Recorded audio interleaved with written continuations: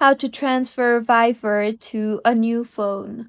Hello everyone, I am Bishaka and welcome to our channel. Now let's get right into the tutorial.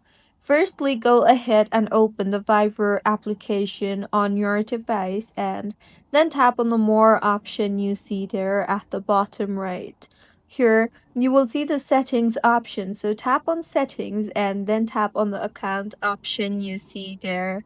Further, tap on the Viber backup option and then tap on the backup now option.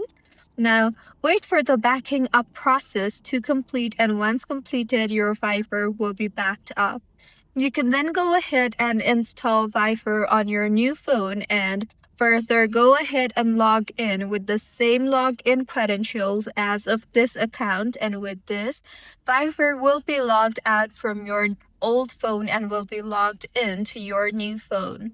So, this is how you can transfer Viber to your new phone.